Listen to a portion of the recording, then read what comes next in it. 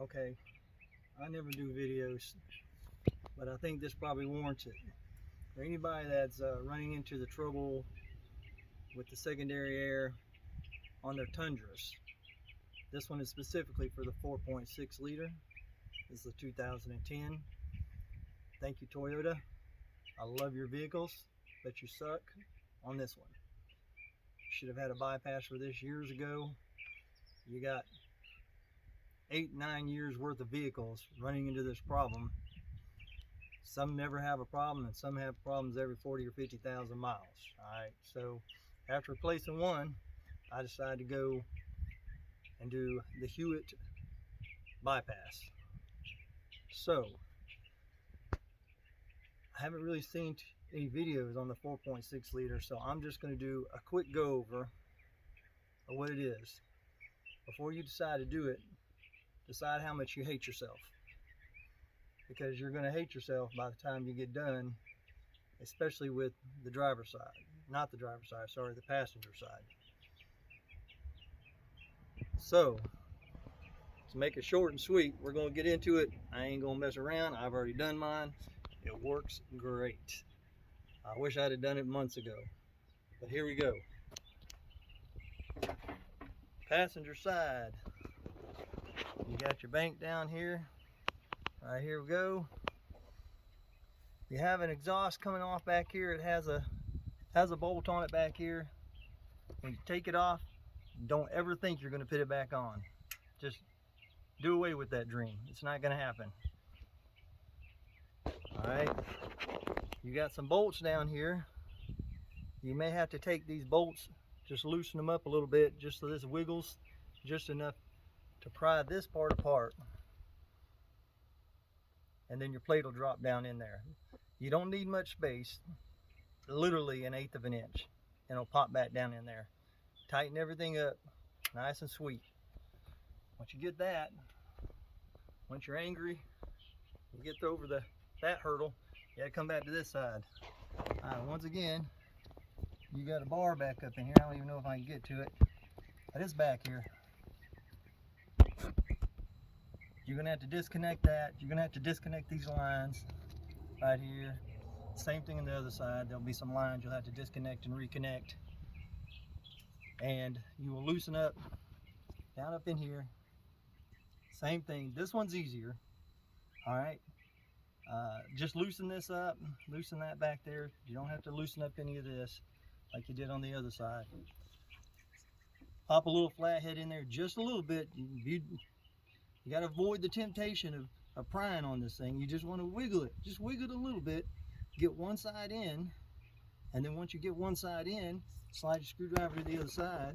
Wiggle it down in there just a little bit, enough to pop that baby in. Tighten it up. You're not putting that screw on back there. Again, just save it for when one of these drops off over here. They're all the same, 10 millimeters. All right, that's your next thing. You got your piece over here. You got to get this all off. What you need is a break it loose with a socket set down up in here and on the back side, and then get yourself a straight screwdriver that attaches to your socket, and then back it out that way. That's just the fastest, easiest way. And if you got one that's got the socket attachment to the top, they can drop that baby down in there and just ratchet it right out. This screw back here, mine fell away, but luckily that screw back here off that pipe, same screw. So that's all worked out good. All right, you'll have to take all these harnesses loose. You're going to have some caps for the old ones. Then you're going to reattach, just as simple as it says it is. Your piece just connects to this one. It's very simple. You got your lines that come over here. I got a little confused here because, well, I'm just maybe slightly below average do-it-yourselfer. So you're going to come in here. You're going to detach this, attach it to one of the lines, and the line that comes off of here is what attaches to your other line. I'm sitting here looking around for another line to attach to because I wasn't bright enough, I guess, to figure that out. I took about 10-15 minutes thinking, what in the heck? And then I finally figured it out.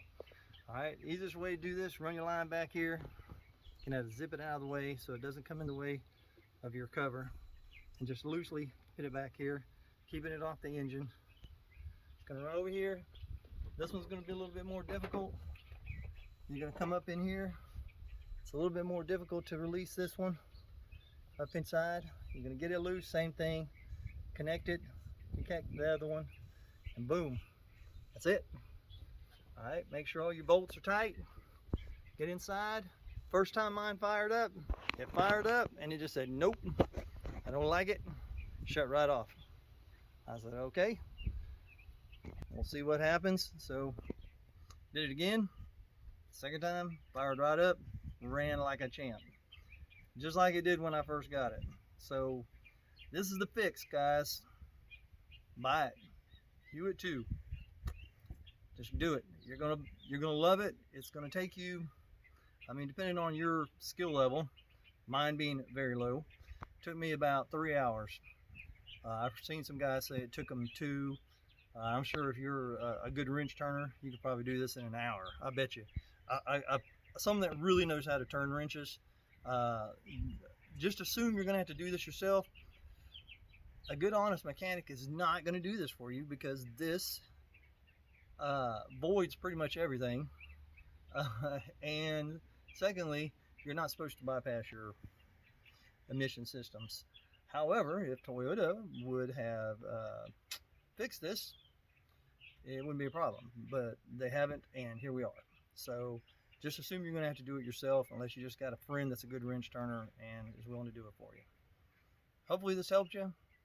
If you're thinking on the fence about doing it, don't be. Just be careful. Disconnecting all your lines, doing your screws. Don't try to strip anything or strip any screws or pull any wires. You just got to take your time and do it slow and gentle, because you know, if you mess anything up, then you're gonna have to get somebody to put it up on a trailer and go somewhere and fix it. So just take your time. You'll like it. That's it.